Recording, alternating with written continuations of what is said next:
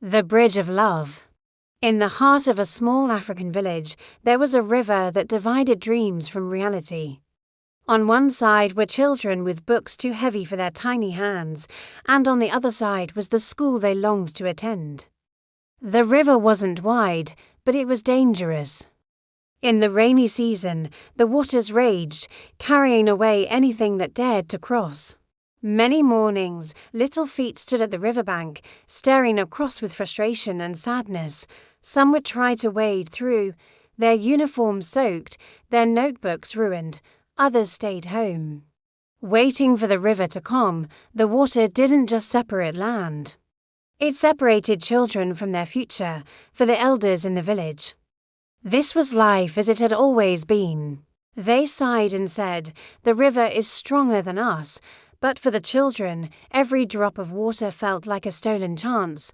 Among them was Amma, an 8-year-old girl with bright eyes and a hunger to learn. Her dream was to become a doctor. She carried a small set of torn books wrapped in a plastic bag to protect them from the water.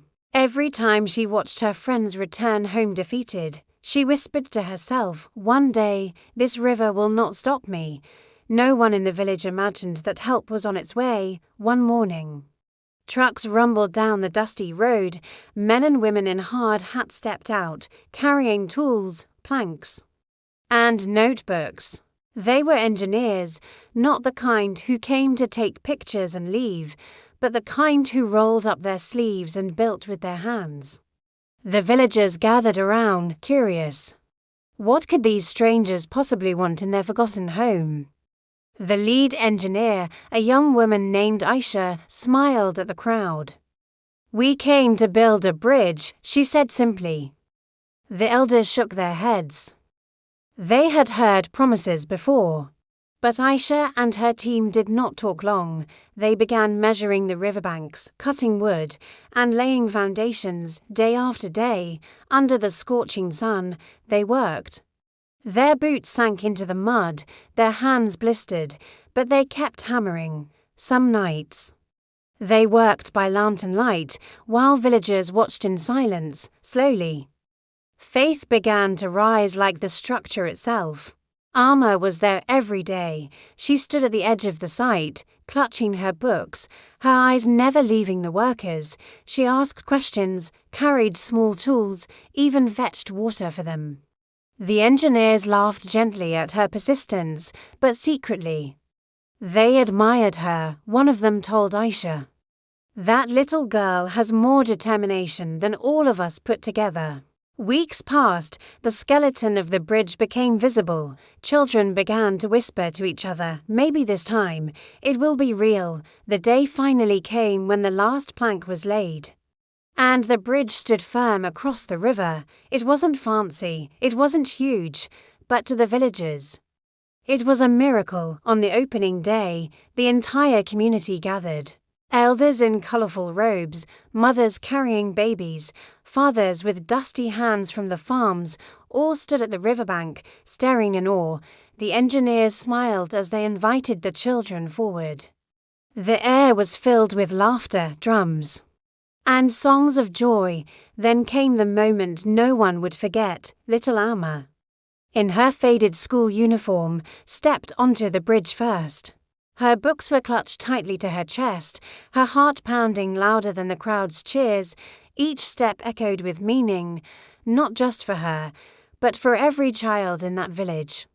She reached the middle, paused, and turned back to face the engineers. With a smile brighter than the sun, she waved and shouted, "Now I can be a doctor too."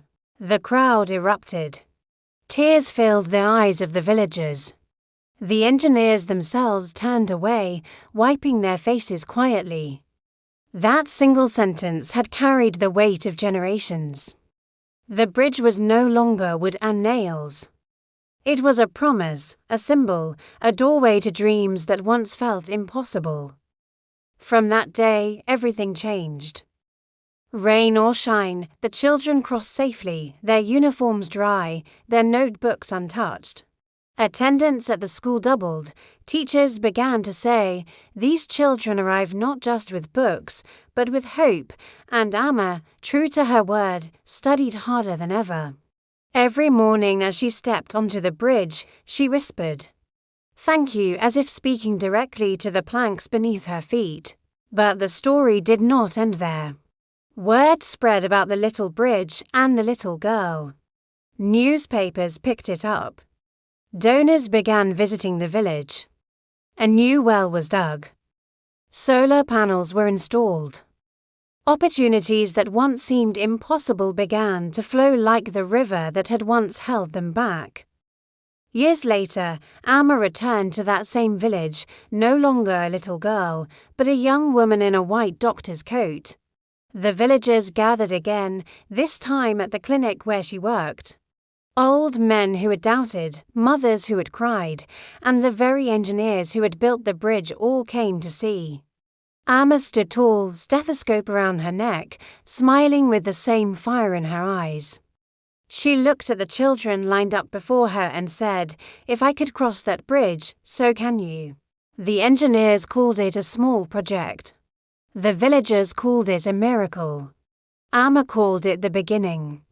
And the world called it what it truly was, proof that sometimes the smallest projects carry the biggest dreams. This isn't just a story, it's a lesson. When we think big, we often overlook the small things. But it's the small steps, the little efforts that create the most significant changes. This story reminds us of the power of small actions. Just like the engineers who dedicated themselves to building a simple bridge, we too can make a difference by focusing on small, meaningful tasks. It's in these small acts of kindness, patience, and dedication that we find the strength to change lives and shape our world. There are millions of people out there who need our help.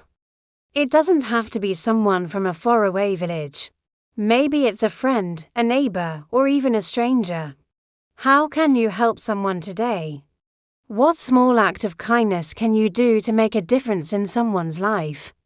Share your ideas in the comments. And if you need some inspiration, remember the story of Amma and the engineers. Let it remind you that even the smallest actions can lead to the most extraordinary results. If you liked this story, please share it with your friends and family. It's a wonderful way to brighten their day and inspire them to do good. And don't forget to hit the like button below the video. It helps bring more heartwarming stories to more people. Thank you for watching, and let's continue to make the world a better place. One small act at a time.